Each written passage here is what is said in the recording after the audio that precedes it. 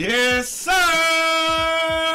What's going on, everybody? It's your boy, Eazy, a.k.a. Fresh from the Barbershop, BK the People's Champ, coming to you live. I got my intern in the background working hard on these news stories, man. We're going to keep popping them out as soon as we can. But, hey, as always, money on the flow. Let's get straight to it. Rumors are Rockets unsure if Carmelo Anthony is a good fit for the team. Now, if you've been following these reports over the last couple of days, you saw that Chris Paul, after he signed his contract, he kind of reached out to Melo, and he's telling the team that he wants Melo to come there. We know that Trevor Ariza is gone, so with that being the case, they have a void at the 3 position. So Melo will be a perfect fit offensively if he has anything left in the tank. We don't even know. At the beginning of the last season, he was looking kind of like Hoodie. Over the summer, he was looking like Hoodie Melo. At the beginning of the season, he was looking good, but toward the end of the season, I don't know if it was the fact that he got to get all of the run, or if it was just the fact that he acted right. You know, just like a new relationship, you act right for the first couple of weeks, and then when you get down to the end, you just start doing what you do. You just become who you are eventually. I don't know what it was, if he had to be ball dominant Melo, if he just needed to be who he was, or what it was, but he just didn't look like Melo of old down the stretch. Now, Chris Paul, he reached out. He does want to play with Melo. He wanted to bring him in. A lot of people were wondering if that's going to be an issue because we know Mike D'Antoni and Melo butted heads when they were in New York, and so that was going to be, they thought there was going to be an issue. Mike D'Antoni later came out and said that there would be no issue at all if they brought him in. Of course, they're going to say the right things. Everybody's going to say the right things. Everybody's going to say, hey, we want him, we this, we that. What do you expect Mike D'Antoni to say? Hey, we don't want him. But at the end of it all, will it work? Offensively, I'm pretty sure it will work if Melo is the same Melo. And if he's... But the thing is, he's going to have to take a back seat. He has to take a huge back seat because you're going to have Chris Paul and you're going to have James Harden handling the ball 90% of the time. So Melo would be relegated to being a spot-up shooter. He may be what Paul George was asked to be in OKC. But, you know, him being the third option, he'd still be the third option. Now, we don't know how much they plan to play Chris Paul and James Harden in tandem.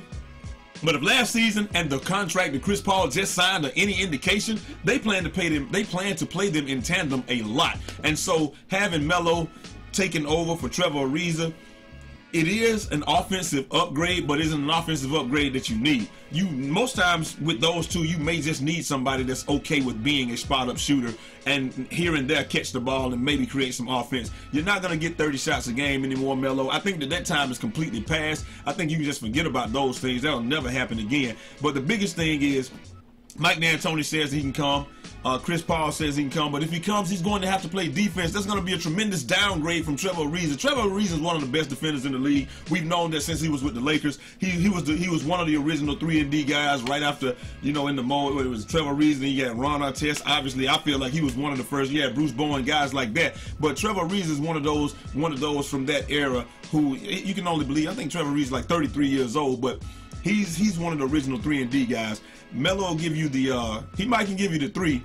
He's not going to give you the D. It's just not going to happen. I don't think Carmelo has played good defense his entire career. He has the ability to, but I just never have seen him be that interested on that end of the court. So one of the things that I saw Houston do last year, I mean, they played pretty good defense. Chris Paul is a good defender.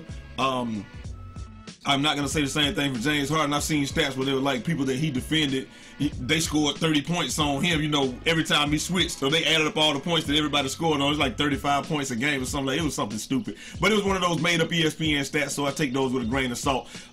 Just like I take, you know, like it's like one of those made up Nick Wright stats or whatever. But anyway, like we said, we know one thing, Melo would not play enough defense, and I just don't know if that's going to work.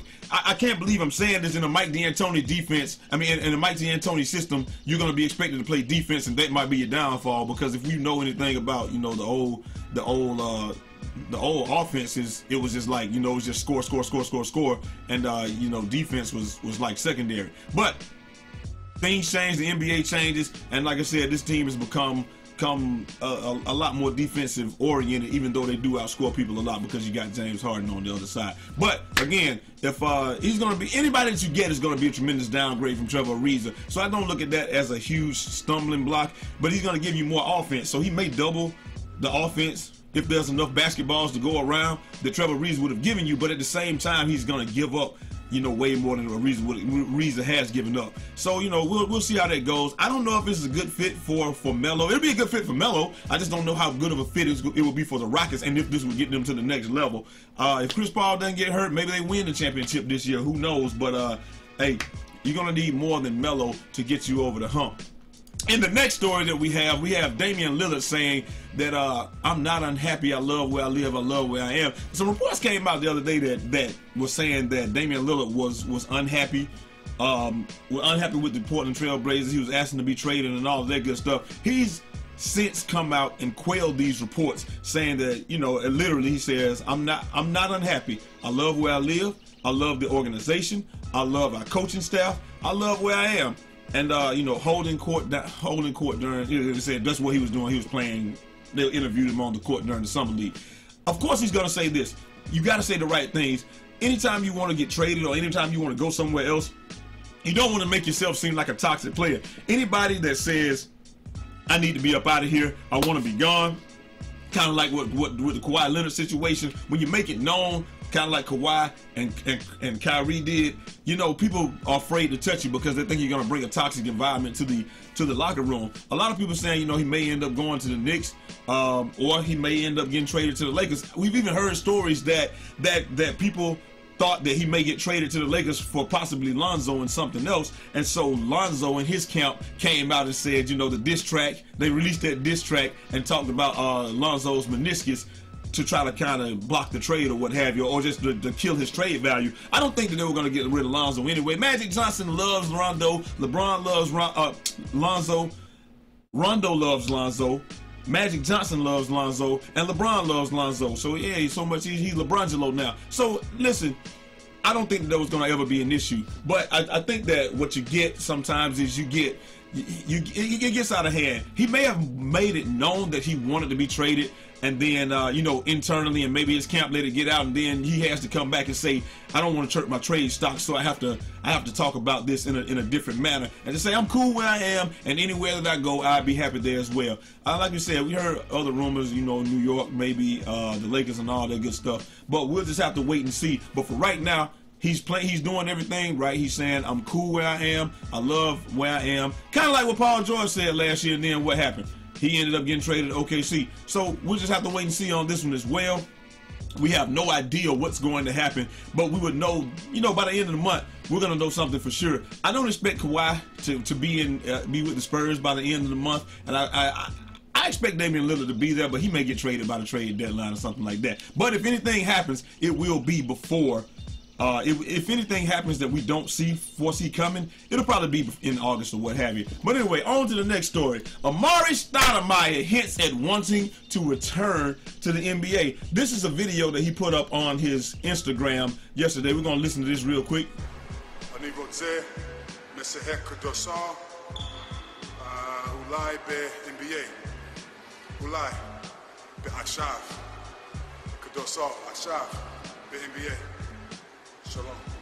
Now, I don't understand Hebrew, but if I had to, when he said, Akshav twice, I believe is what he said. I'm thinking that that meant return or something like that. But fortunately, we don't have to be able to do that because we have right here, we got hashtag NBA return, hashtag is the six-time NBA All-Star, you know, all these hashtags that we got on here.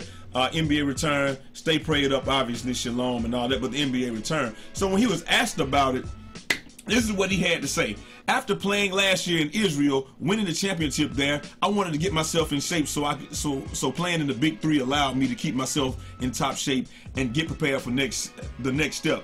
Stoudemire told CBS Sports, I'm definitely planning on coming back to the NBA. I've been training like you wouldn't believe. My body feels great. I had an amazing year last year playing overseas, and so I'm gonna definitely continue to work. Now, this is the thing. So Stoudemire, he retired in 2016, and I think we said, what is he, like 35 now? Yeah, he's 35 now. What type of shape is he in?